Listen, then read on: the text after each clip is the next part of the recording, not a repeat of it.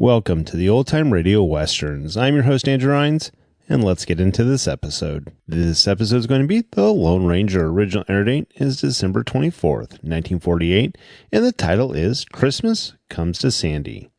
Let's get into it, and I hope you enjoy.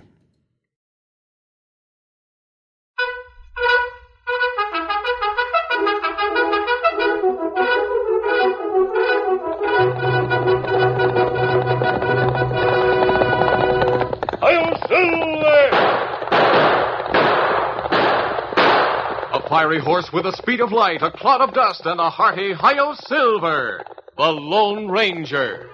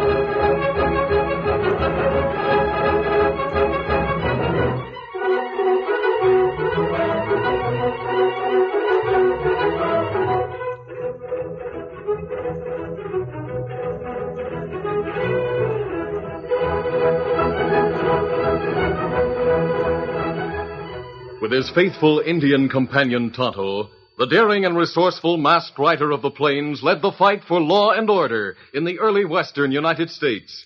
Nowhere in the pages of history can one find a greater champion of justice.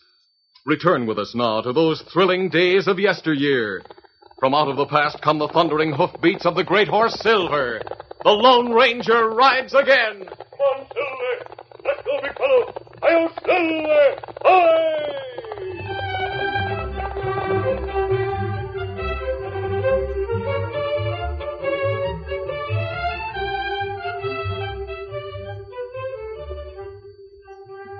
It was an hour before midnight. In spite of the snow that fell in large drifting flakes, an unusual brightness was reflected by the shimmering whiteness of the trail as the Lone Ranger, with his 14-year-old nephew Dan Reed, and with his Indian companion Tonto, rode leisurely along toward the town of Silverton. You haven't said much, Dan. What's on your mind? Well, as a matter of fact, sir, I'm wondering why we're riding to Silverton. It's so late, and with the snow and all. Well, maybe you tell Dan everything now, so him enjoy visit we make tonight, Kimasabi. All right, Tonto. I think Dan will learn a lesson from what's happened. What's more, I think he'll appreciate what's to come. Golly, I'd like to hear about it, sir. I guess you've heard of Mr. Upton, who came to Silverton about 8 months ago and bought the silver mining company there? Oh, yes, sir. He has a boy about my age named Donald.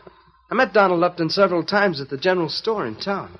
Well, Mr. Upton has an office in town, and Walt Miller was manager of the mining headquarters outside of Silverton.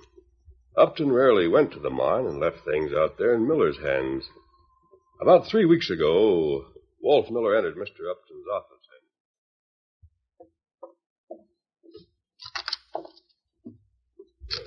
Good morning, Walt. I suppose you've come for the payroll. That's right, Mr. Upton. Bill, my clerk here, brought the money over from the bank a while ago. I'll count it out for you shortly and lock it in the bag for you to take out to the cashier at the mine. By the way, how's old Sheldon getting along? Well, sir, as a matter of fact, Sheldon's resigned and took a job over at Pecos. Sheldon resigned? Yes, sir. But I put a new man on last week. Nice chap that Sheldon knew in Stockton. He's a bank teller there. Came there about 6 months ago. Oh, I see. Why did he want to leave the bank? He sure had reason enough. His job pays a lot more for one thing, and he needs money bad. Has a boy about 8 years old and a wife who's an invalid. Seems a skittish horse threw her a couple of months ago, and she hasn't been able to walk since. Oh, that's too bad. It sure is. Dawson hopes to get enough money someday to pay a good surgeon to examine her and maybe do something for her. Dawson, did you say? Yes, sir, that's his name, Paul Dawson.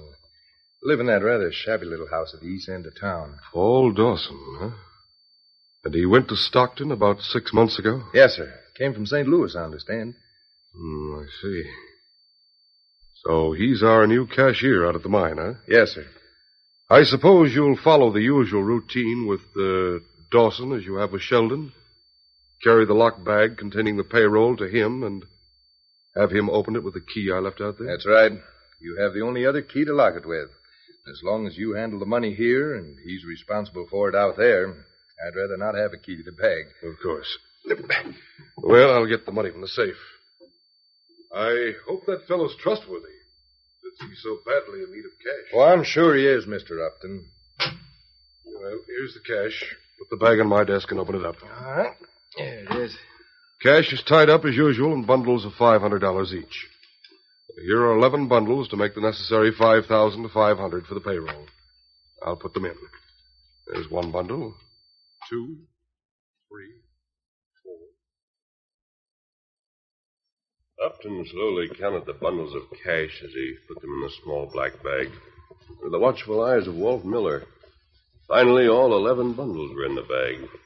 Then, as Mr. Upton closed the bag and reached into his pocket for the key, he spoke to Miller. By the way, Walt, step into the back office and tell Bill I want him to ride out to the mine with you. I've heard of outlaws in the vicinity. Gosh, in that case, I'll be glad to have him go. I'll get him. Glad Bill's coming with me. Wouldn't like to get robbed on the way. Golly, did outlaws hold them up on the way? Oh, then, they arrived at the mine headquarters safely. Turned the bag over to the cashier, Paul Dawson. Bill went back to town, and Walt left Paul alone in the headquarters office to make up the payroll. A little later, Walt returned to the mining office.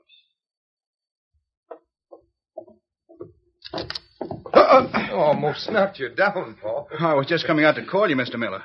The payroll's short. Short? What can't be? Come and see for yourself. Look there. 10 bundles when there should be 11. There's $500 short. Mr. Upton must have made a mistake. Now, hold on, Dawson. He didn't make any mistake. I saw him put 11 bundles in that bag.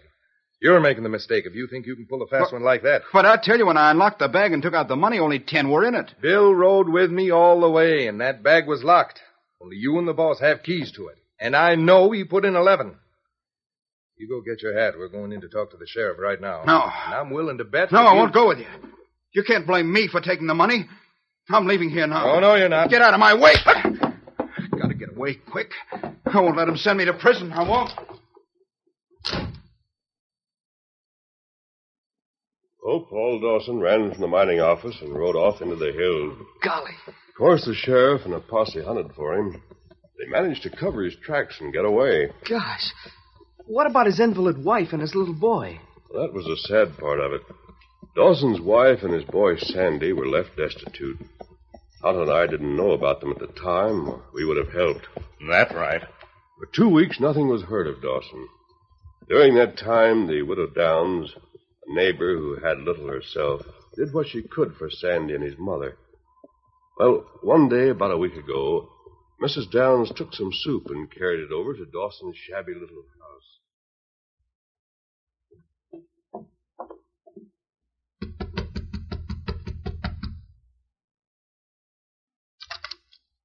Good morning, Sandy. I brought a bit of soup for you and your mother. Oh, hello, Mrs. Downs. Mom will be awful glad to get some soup. I'm sure she will. I'll bring it in. It's warm and ready to sip, so I'll just take it into the other room for her. Come along, Sandy. Who is it, Sandy? Oh, Mrs. Downs. How nice of you to come over. Here's a bit of soup that'll warm you up, my dear. I'd rather Sandy had it, if you don't mind. Oh, I'm not very hungry, Mama. You take it. Now, there's enough for both. Sandy, lad, bring another bowl like a good boy. Golly, yes. Oh, bless his heart. Another week and Christmas will be here, Mrs. Downs.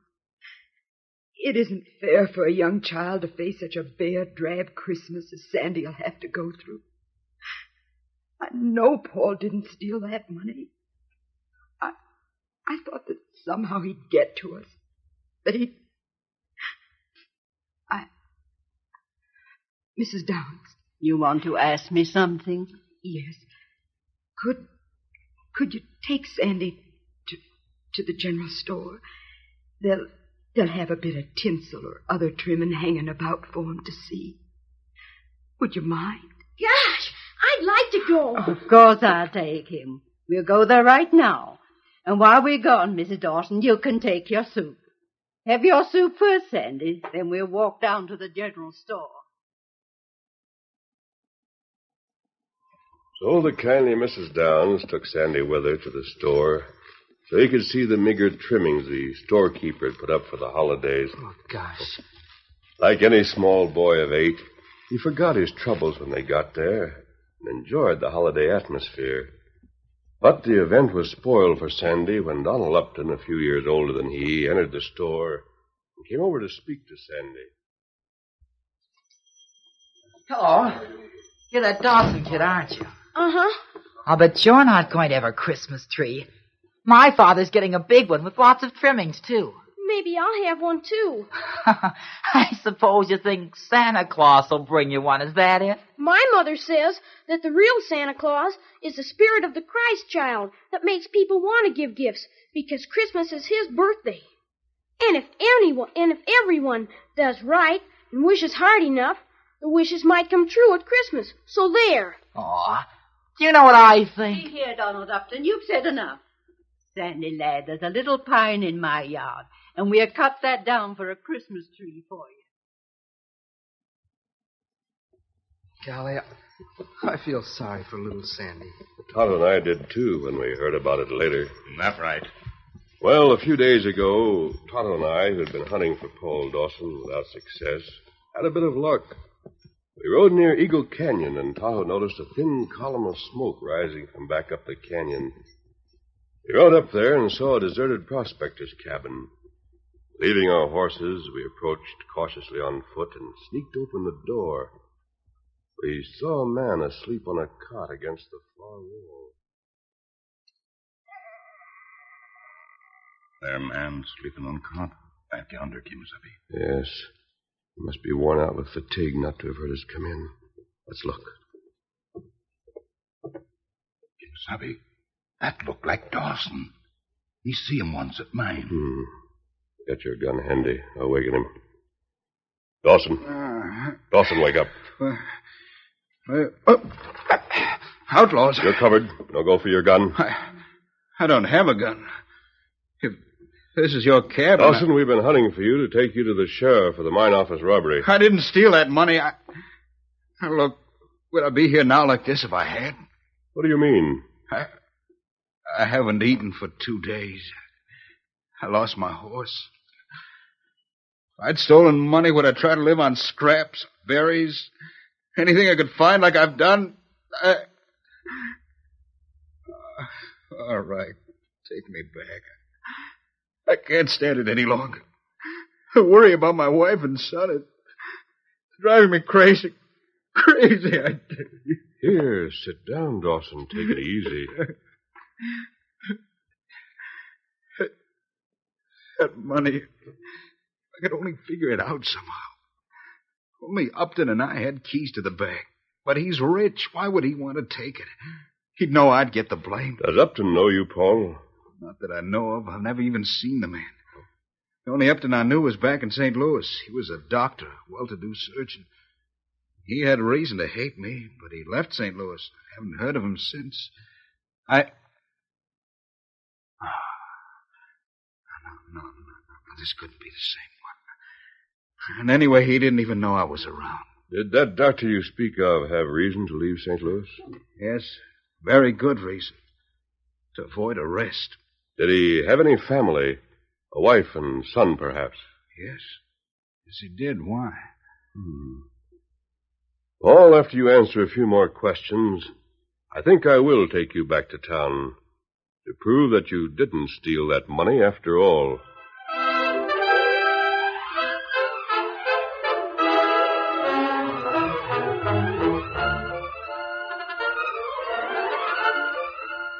The curtain falls on the first act of our Lone Ranger story.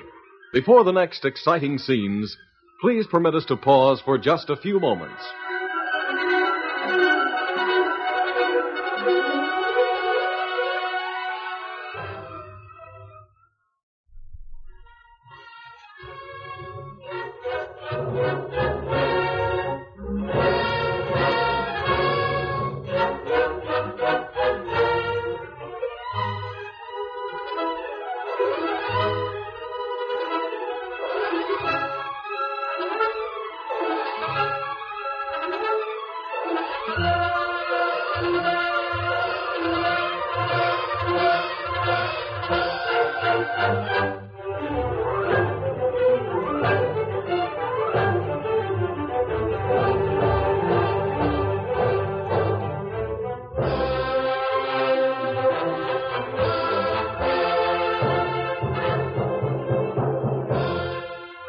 Now, to continue our story.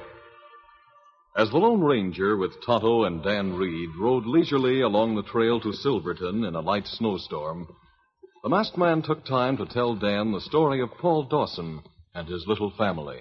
Well, Dan, as I've told you, we found Paul Dawson asleep in a deserted cabin and woke him up. His denial of guilt and the few things he told me about a doctor in St. Louis roused my curiosity. So I questioned him further. Both Tonto and I were impressed with the way Dawson answered my question. Tell me, Paul, what was it that Dr. Upton did that caused him to leave St. Louis?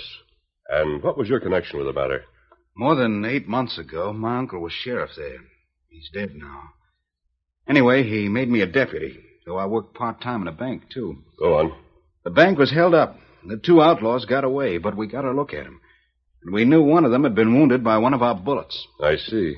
What then? My uncle was quite sick at the time, so I took a posse out after them. The next day, we caught them in their hideout some distance away. The wounded outlaw's shoulder had been treated by a doctor and properly bandaged, as we could readily tell. Yes, I understand. Go on. They both swore that the well-known surgeon, Dr. Upton, had fixed the wound, but that he demanded $1,000 of the stolen money for doing it, promising that he'd send them out of town in his own carriage. That's not good. Anyway, I delayed getting out a warrant out for Upton's arrest for a while. The outlaw's story rang true. Someone had seen the doctor's carriage going out of town over the route they had taken. That's interesting. Finally, I went to Dr. Upton's house myself.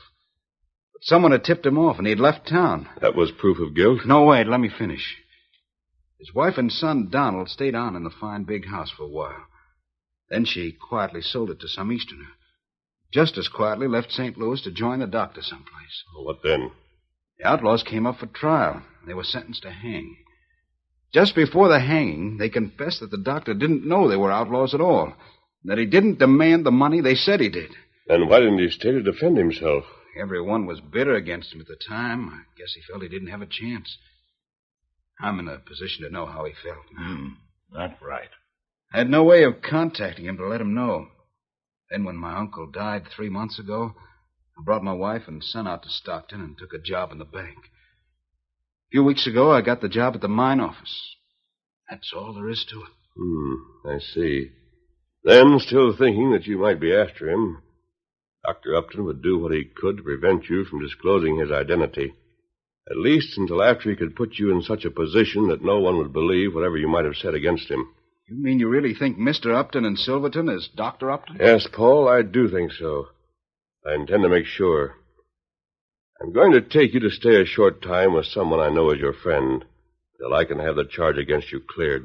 Gosh, mister, if you could do that, well, Christmas is coming in a few days, and I could go home. Yes, that's what I'm hoping, Paul. Come on, we'll take you back to town now. Golly, did you get things cleared up like you wanted to, sir? I'm coming to that, Dan. Todd and I left Paul with Mrs. Downs. That night before last, I went to Upton's house. I waited until I knew he was sitting up alone, then I went to the door.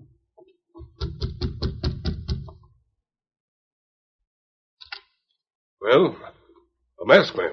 Come to talk to you, Mr. Upton. What could an outlaw have to discuss with me? I'm not an outlaw. I came as a friend, and I'm certain you'll be very glad to hear what I came to say. Dr. Upton. Dr. Upton? But you don't... I mean, you made a mistake. You just gave yourself away, Doctor. Now, do you care to listen to me, or shall I go elsewhere? No, come in. By thunder, if you came here to blackmail me... I haven't any such intentions. I did come here to get you to admit you framed young Dawson. Ridiculous. There's an open and shut case against him. You ought to know how it feels to be wrongly accused, Doctor. Wrongly accused? You believe that I was... I know you were. Your name has been cleared back in St. Louis. What? Are you sure of that? Positive. Paul Dawson hoped to find you to tell you so. But they know I'm not guilty. Oh, thank heaven. But how do you know all this? You must have seen Paul Dawson recently. That's right. I have. I don't know what to say. You've done him a great wrong. It's up to you to do what you can to right that wrong. Yes, I did wrong Dawson. I thought he was here to find me, to disclose the facts about me. But I can't admit in front of everyone that I withheld that money from the bag. No, I can't do that. I won't. You've just admitted it to me. It would be your word against mine. They'd take mine. Maybe. I understand the sheriff is out of town. Won't be back until day after tomorrow, Doctor. It's no use arguing. Day after tomorrow is Christmas Eve. It'd be a good day for you to have a talk with the sheriff and clear Dawson. I'll wait until then. I advise you to think it over carefully. Good night, Dr. Upton.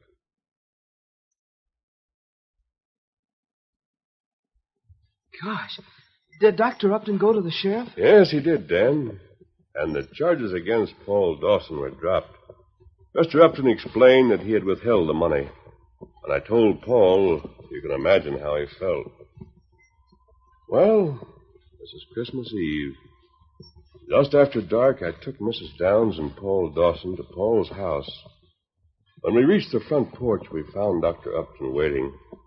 Neither he nor Paul spoke a word. I whispered to them to follow me. Mrs. Downs had told me that Sandy's scraggly little pine tree was up in the front room, and that she and Sandy had trimmed it with bows made of bits of ribbon, with little balls of cotton. I had mentally compared it with a big glittering tree I had seen at Upton's. We quietly opened the door to the darkened room. Sandy had brought a blanket and spread it close to the tree to sleep on. As we tiptoed in and stood just inside, we saw Sandy's figure kneeling near the tree. We listened. My little Christmas tree is better than any of them. And thank you, God, for sending it to me. And please, God, let your spirit of Christmas make my mom well again. Don't bother about a present for me, except only send back my daddy. Donald Upton said there wasn't any Santa Claus, but I know there is, because he's the spirit of the Christ child that makes folks want to give. So please, see that I get what I asked for just now. Amen. Sandy spoke his childish prayer. A moonbeam broke through the clouds and entered the window. It was like a small spotlight from the heavens, touching the little tree and sparkling in the ribbon bows. Then Paul spoke softly, brokenly. Sandy, I've come home. Daddy! Oh, Daddy! My boy. I knew you'd come. I knew I'd get my wish. Bless his trusting little heart. That little tree. It seemed to be touched with the whole spirit of Christmas. And why not, Mr. Upton? A little touch of hope and love went into every little bow on its branches, each one made by Sandy's own hands. Sandy? Who's out there? I'm coming, Mama. Come on, everybody. Turn up the lamp, son, so I can see who's with you. I'll turn it up, Dora. Paul! Oh, Paul, come back to us. Yes, and to stay, honey. Everything's all right now. I've been cleared. Oh, thank heaven. But who? The masked man is a friend, and a good one. How do you do, Mrs. Dawson? How do you do? Paul, your other visitor? Oh, yes. You know Mrs. Downs. This man is... I am Dr. Upton from St. Louis, Mrs. Dawson. Dr. Upton? Why, The past is forgotten, I hope. The future? Well, as I heard Sandy say, if one wishes hard enough, perhaps I can make you walk again. I feel sure I can. Oh, golly, Mama. I got both things I asked for. What you said about the spirit of Christmas is true. I'll always believe in it, Mama, even when I'm grown up. I hope you will, Sandy. I've just begun to believe. Later tonight, I want to bring my son and some others from town to this house. In this simple home, I've really found the spirit of Christmas.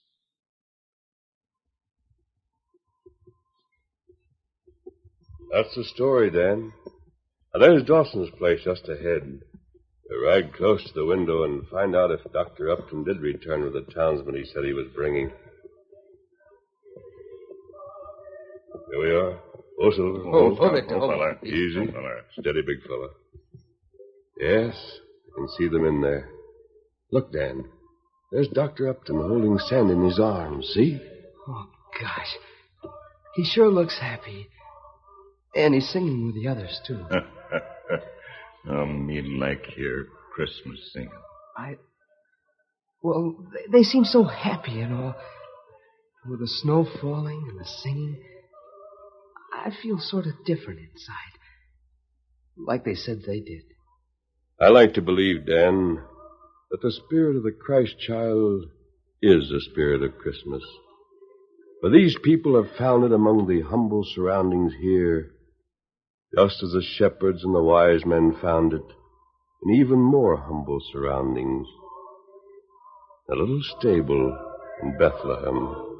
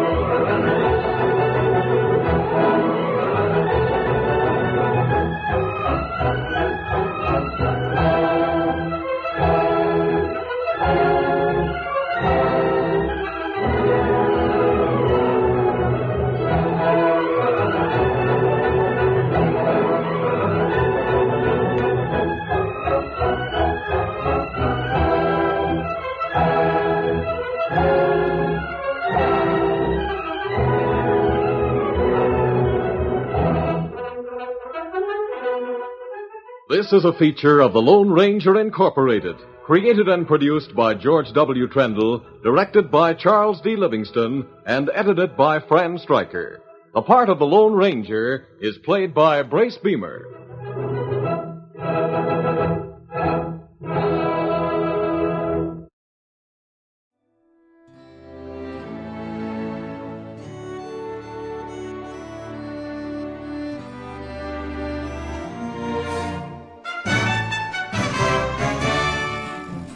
This has been a presentation of OTRWesterns.com, and we hope you enjoyed.